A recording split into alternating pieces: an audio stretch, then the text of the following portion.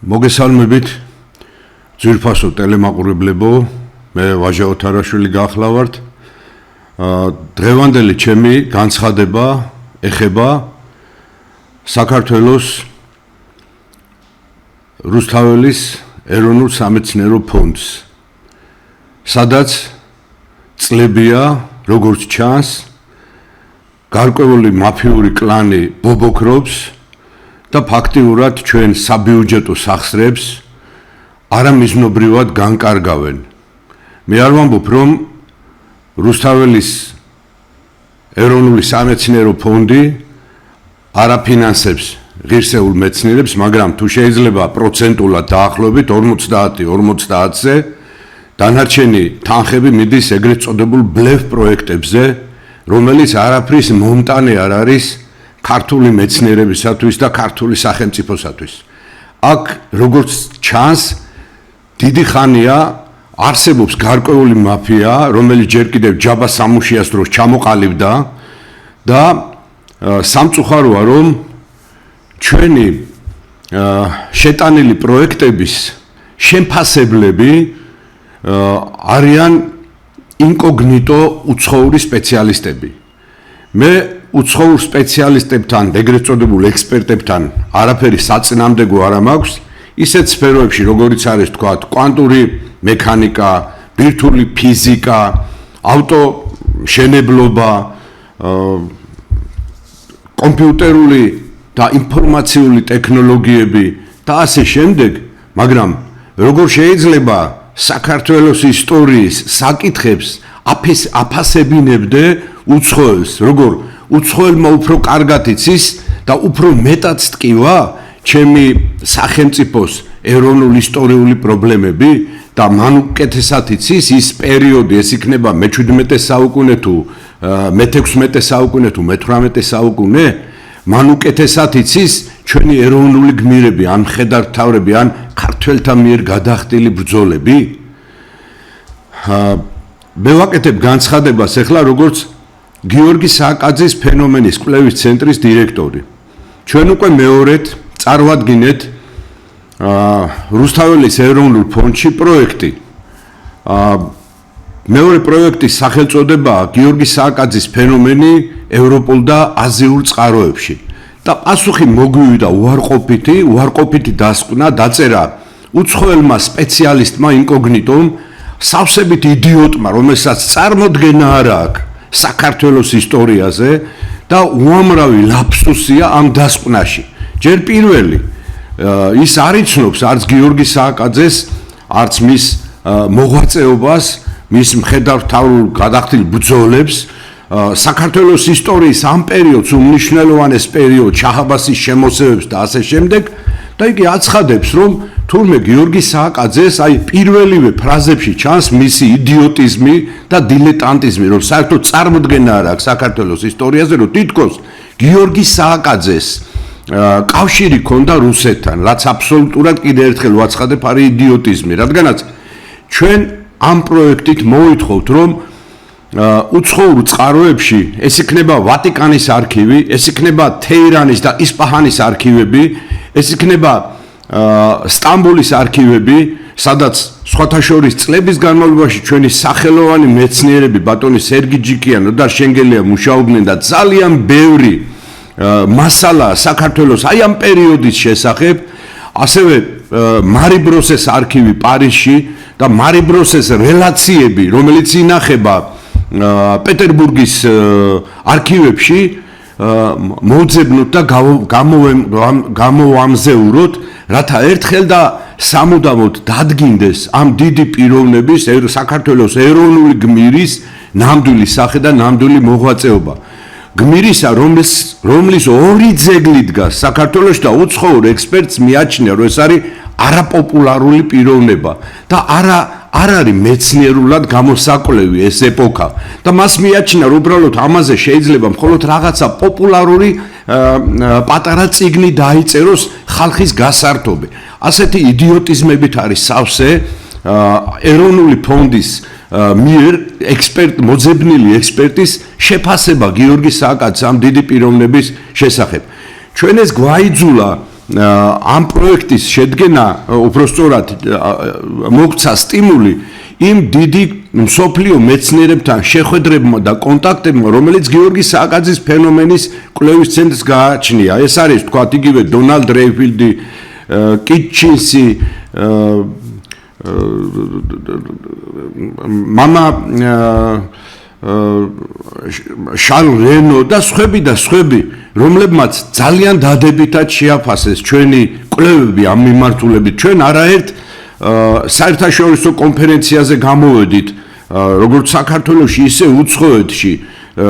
ჩვენი ნაშრომები უცხო ენაზეც არის დაბეჭდილი. მივიღეთ მონაწილეობა საფრანგეთის რენესანსის აკადემიის ეგიდით ჩატარებულ ღონისძიებაში, იუნესკოს ეგიდით ჩატარებულ საერთაშორისო კონფერენციაში, სადაც სწორედ ეს თემატიკა, გიორგი სააკაძის მოღვაწეობის თემატიკა წარმოადგენთ, რომელმაც უდიდესი ინტერესი გამოიწვია და ჩვენ ამ კუთხით ვაგრძელებთ კვლევას, რამე თუ ქართლის ცხოვრებაში აი ეს პერიოდი არის დიდი ლაფსუსებით სავსე, რომელზეც თავის დროზე დიდი ივანე ჯავახიშვილი, საქართველოს ისტორიის მამა წოდებული დიდი ივანე ჯავახიშვილი წერდა ჯერ კიდევ თავის წიგნში ისტორიის მიზნები, წყაროები და ამოცანები. პირველი გამოცემა 1928 წელი, მეორე გამოცემა 1953 წელი. სადაც იგი პირდაპირ წერდა და მიუთითებდა იმ ლაფსუსებზე და მიუთითებდა, რომ აი საჭირო იყო უცხოური, ევროპული და აზიური წყაროების შეჯერება ქართულთან, რათა ჭეშმარიტება დადგენილიყო, მაგრამ სამწუხაროდ წარმოიდგინეთ, რომ ქვია რუსთაველის ეროვნული ფონდი და ეს მაგონებს მე ყაჩახთა ბანდას, რომელიც არავითარ ქართული მეცნიერების ინტერესს არ ითვალისწინებს. კიდევ ერთხელ ვაცხადებ, 50-50-ზე აქ ისეთი კურიოზული პროექტების დაფინანსება ხდება, რომელიც ძალიან დიდ კითხვის ნიშნებს ბადებს. გამოაქვეყნონ ერთი ის დასახელებები, თუნდაც შარშანწინდელი გამარჯვებულების, ვინც დააფინანსეს. მე ერთს დავასახელებ, ათონის მთის საარქივო მასალების გამოკვლევაზე გარკვეულად დიდი თანხა ასეულ ათასობით მისცეს ქალბატონებს და მე აღმოჩნდა, რომ თურმე ათონის მთაზე ქალბატონის ფეხის დაკარება არ შეიძლება. ასეთ კურიოზულ შემთხვევებთან აგვაქვს საქმე ამ ფონდის მოღვაწეობასთან დაკავშირებით. მე არ მინდა შეურაცხყოფა მივაყენო ვინმეს კონკრეტულ პროექტის ავტორებს და მეცნიერებს, მაგრამ კიდევ ერთხელ ვაცხადებ, ეს არის საბიუჯეტო სახსრები და რატომ უნდა იხარჯებოდეს ჩვენი საბიუჯეტო სახსრები ასე უპრაგონოდ ყოველგვარი დასაბუთების გარეშე უცხოელი ექსპერტების, ეგრეთ წოდებული ექსპერტების დასკვნის საფუძველზე. მეორეც ეს დასკვნები მოდის ინგლისურ ენაზე. საქართველოში მე მგონი სახელმწიფო ენა ჯერჯერობით ქართული და ღმერთმა არ აქნას, რომ სხვა ენით შეიცვალოს. ქართული ენა, ეს ღვთივკურთხეული ენა. რატო ინგლისურ ენაზე, რატო ქართული ენა დასაწუნია ვინმესგან თუ რა არის? და მეორეც ჯერ კიდე ჯაბა სამოშიას დროს შემოიტანეს უცხოურ ექსპერტთა ასეთი მიმართულება, რომ ვითომ უცხოელი ექსპერტები უფრო ობიექტურად შეაფასებენ ქართულ მეცნიერების მიღწევებს, ქართული მეცნიერების წარდგენილ პროექტებს. ეს არის დიდი ბლეფი, ამის უკან ძალიან დიდი კითხვის ნიშანია, ვისაც უნდა ეს მაფია, რომელიც მოკალათებულია რუსთაველის ეროვნულ ფონდში, აძლევს გრანტებს, ვისაც არა ესეთი ვითომ უცხოელი ექსპერტის უარყოფითი დასკვნის საფუძველზე უკან უარყოფით დასკვნას აძლევს. ნუ თუ გიორგი სააკაძის ფენომენი, კაცმა რომელმაც მარტყოფის ბრძოლა მოიგო 1625 წლის 7 აპრილს, რომელმაც თავისი ერთი შვილი პაატა სააკაძე, მეორე შვილი დავით სააკაძე მარაბდის ველზე შესწირა სამშობლოს, რომელიც თვითონაც აღესრულა საქართველოს გაერთიანების და გათავისუფლების ბრძოლაში, რომელიც წარმოდგენილი იქნება სხვათა შორის ჩემი ტრილოგიის მესამე ტომში გიორგი სააკაძის ფენომენი, არ იმსახურებს შეფასებას, არ იმსახურებს დაფასებას და უცხოელი ექსპერტისათვის თურმე არ ყოფილა საინტერესო საქართველოს მე-17 საუკუნის პირველი მესამედი ყველაზე სისხლიანი პერიოდი, როდესაც 300,000-ზე მეტი ქართველი აყარა შაჰაბასმა და გადაასახა ფერეიდანში, მაზანდარანში და ასე შემდეგ და ასე შემდეგ. და რომ არა, გიორგი სააკაძის მიერ მოგებული მარტყოფის ბრძოლა, ქარჩოხი ქსნის ბრძოლა, სამცხე-ჯავახეთიდან ყიზილბაშების განდევნა და ასე შემდეგ, საქართველო მთლიანად როგორც აღმოსავლეთი, ისე დასავლეთი ან იქნებოდა, ან არ იქნებოდა. და თურმე უცხოელ ექსპერტს ეს არ აინტერესებს, ეს არ ყოფილა პოპულარული სამეცნიერო თემა, ეს არ ყოფილა სიღრმისეული საქართველოს ისტორიისთვის და რატო აფასებს უცხოელი? მე კიდევ ერთხელ ვიმეორებ, ეს არის იდიოტიზმი საქართველოს რუსთაველის ეროვნული ფონდის წესდებიდან გამომდინარე, როცა უცხოელს ვაფასებინებ, ჩვენ ვართ თავისუფალი, დემოკრატიული, დამოუკიდებელი ქვეყანა. რატო გვადევს ეს დიქტატი თავზე? სხვათა შორის მეცნიერთა კონგრესმა თავის ეროვნულ სახელმწიფოებრივ დოქტრინაში ხაზგასმით აღნიშნა ის მიმართულებები, ის სატკივარი, რაც ქართულ განათლების სისტემას და მეცნიერებას გააჩნია. და ეს ეროვნული ფონდი, ესე იგი, შეპყრობილია, გარკვეულია, ესე იგი, აისბერგული დინებებით და სწორედ ამ უცხოელ ექსპერტთა აისბერგებით ფარავს იმ ძირითად ალკაცობას, რასაც იგი საქართველოს და ქართული მეცნიერების და მეცნიერთა კოჰორტის წინამდე გახორციელებს. ეროვნული კოჰორტის წინამდე. კიდევ ერთხელ ვაცხადებ, ეს არის ყაჩაღთა ბანდა მოკალათებული რუსთაველის ეროვნულ სამეცნიერო ფონდში, რადგანაც ეს ფონდი ჩვენი საბიუჯეტო სახსრებით ფინანსდება. ჩვენი ბიუჯეტია, საქართველოს ბიუჯეტია, ის საქართველოს სახელმწიფოს ბიუჯეტი. ამიტომ მე მოუწოდებ მთავარ პროკურატურას, კონტროლის პალატას ფუნდამენტალურად შეამოწმოს ამ ფონდის მუშაობა წლების განმავლობაში, გუშინწინდელი კი არა, საერთოდ წლების განმავლობაში ამ ფონდის მუშაობა შეამოწმოს, რა თემებია გამარჯვებული, იყოს გამჭვირვალე, საზოგადოებას მიაწოდონ ღიად, რა თემებმა გაიმარჯვეს და რა თანხებია გამოყოფილი. 100,000-ობით ლარი, აქ ძალიან მილიონებზეა ლაპარაკი, იხარჯება უპრაგონოდ. არ ხმარდება იგი ქართული მეცნიერების წინსვლას, საქართველოს სახელმწიფოს წინსვლას და მისი მეცნიერული პოტენციალის გამაგრებას, განვითარებას და ამიტომაც აუცილებელია, რომ ამ ფონდის შემოწმება მოხდეს სწორედ მთავარი პროკურატურის და კონტროლის პალატის მიერ. ასევე უნდა შეიქმნას საზოგადოებრივი კომისია, რომელიც განიხილავს და პარლამენტს, ასევე პარლამენტის ჩართულობით განიხილავს ამ ფონდის მოღვაწეობას ამ წლების განმავლობაში. ეს იქნება მისი დაარსებიდან დღემდე.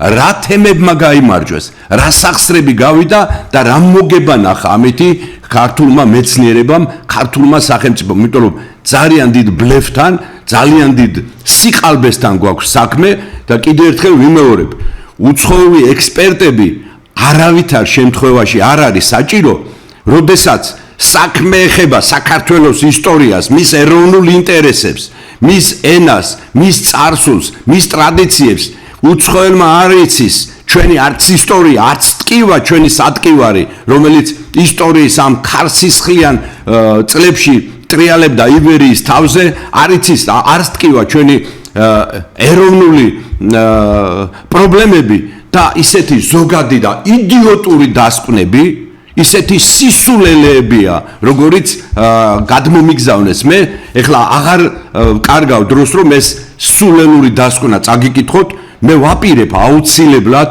რომ სასამართლოში უჩივლო რუსთაველის ფონდს, სამეცნიერო ფონდს და მომცენ დადასტურებული პასუხი, რატო იწუნებენ თემას გიორგი სააკაძის ფენომენი ევროპულ და აზიურ წყაროებში, რომელიც ფარდას ხდის საქართველოს ისტორიის ყველაზე შავბნელ პერიოდს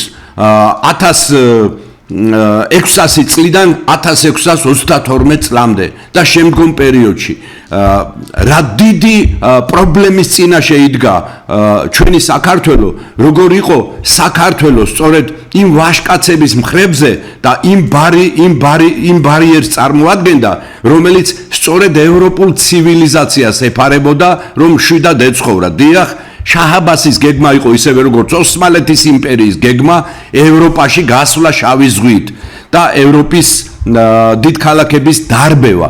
და აი სწორედ ეს მასალა, ეს უნიკალური მასალა ინახება ვატიკანის არქივებში, ინახება სტამბულის, თეირანის, ისპაჰანის არქივებში, პარიზის არქივებში, პეტერბურგის უნიკალურ არქივში და სწორედ მათი მოძიება უმნიშვნელოვანესია საქართველოს ისტორიის ამ სისხლიანი პერიოდის, ამ შავბნელი პერიოდის გამომზიარებისათვის, რათა ჩვენმა მომავალმა თაობამ იცოდეს რა წინაპრები ყავდა, რა დიდი ბრძოლები გადაიხადა საქართველოს სახელმწიფომ და როგორი ბარიერი იყო, როგორი ციხესიმაგრე და როგორი გალავანი იყო საქართველო და რა როლს თამაშობდა, რომ დღევანდელ ევროპას მშვიდობიანი ცხოვრება გაეგრძელებინა და რამდენი 1000 ქართველი ეწირებოდა ამ ყველაფერს მაჰმადიანურ იმპერიებთან ბრძოლაში.